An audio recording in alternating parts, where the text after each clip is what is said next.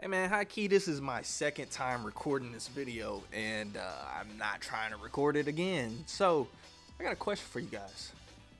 You're still paying $30 a month for this? Ha, couldn't be me, man. And I say that because I literally just made a video, and I got chewed out for calling Xbox and Microsoft out on a lot of the practices that they're continuing to do. And here we are a few months later, and all of this stuff is reigned true.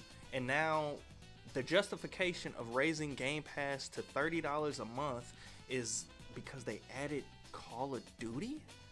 Mind you, not even all of the good Call of Duties that a majority of people actually want. No, they add the brand new Call of Duty that is one of the worst performing Call of Duties to date. And I asked that question, I posed the question, are you still paying $30 a month for Game Pass? Because in a day and age where we get games that are $40 brand new and they're hits, why would you spend $30 every month just to have an endless catalog of games that you probably won't play? Now, the game I'm referencing here is Arc Raiders. Arc Raiders recently dropped and has exploded on the scene and has done the unthinkable. It has killed Call of Duty, so much so to the point that Activision themselves have came out and made a statement about the current state of Call of Duty and telling us next year they promise they're going to deliver the stuff that we actually want as fans. We've heard all of this before, so I wouldn't sit there and wait around and hold your breath for that, but we're not here to shit on Call of Duty. What we are here to shit on is the current state of Game Pass and the current state of Xbox. Because right now, it's kind of hard to even call Xbox Xbox because Microsoft has their teeth so deep into what is the gaming division that if it's not making revenue, it does not make sense for Microsoft or Xbox. Versus the very early days of Xbox Game Pass was all about getting the light, shining the light on the smaller studios, the smaller devs, the smaller teams that cannot get the big shine that their games once needed. Now, if you're that studio, your incentive to take a Game Pass bag is what we used to call it. Your incentive to do that is so low now because you're putting your game on a service where it now has to compete with a day and date Call of Duty. Mind you, again, Call of Duty's not in the best state right now, but it still has to compete with one of those games. And I don't know, man. I feel like $30 a month in a day and age where games are constantly being priced way lower than the $60 MSRP, the $70 MSRP. We're getting games that are AAA in design and just new, fresh stuff, but we're not paying the full price tag anymore. So the justification of raising the price of this service just because you added a day and date title, mind you, this title is constantly on sale for $35. So instead of paying monthly $30 to get access to this game, if you really wanted to, you could pay $5 more and own the title. A lot of people aren't doing that because, again, this Call of Duty isn't for a lot of people. And I don't know, man. When you have games like Arc Raiders or a Marvel Rivals, we look back at a service like Game Pass and I kind of start to question, is it really still worth it in the year 2026 as it was maybe 4 or 5 years ago when it first came out? The platform has changed. Microsoft is changing how Xbox approaches gaming, and a lot of stuff is changing. So if you're still holding on to what Game Pass used to be, I'm here to tell you it's no longer that.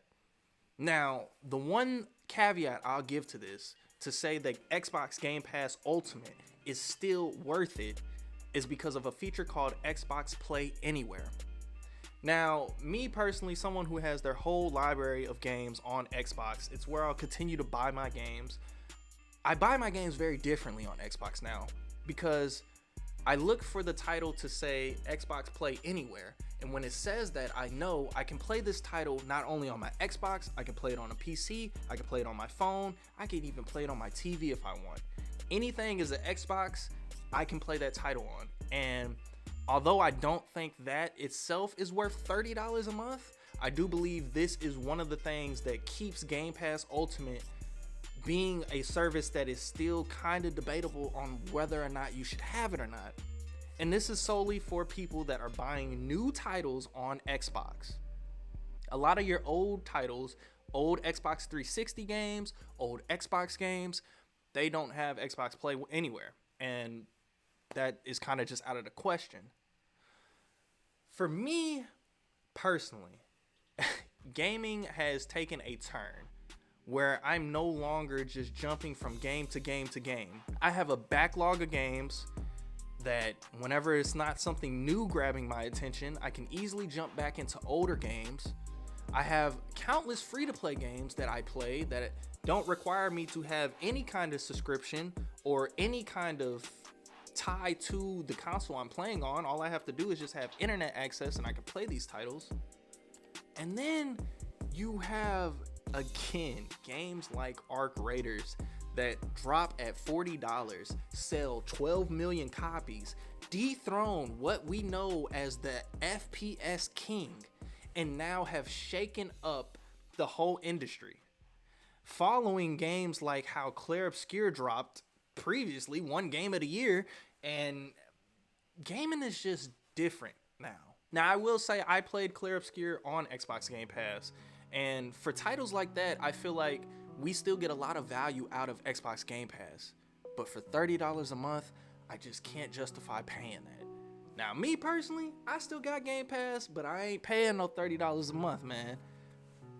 That's all I'm gonna say. But you guys let me know down in the comment section below. How do you feel about the current state of Xbox Game Pass? Are you still subscribed?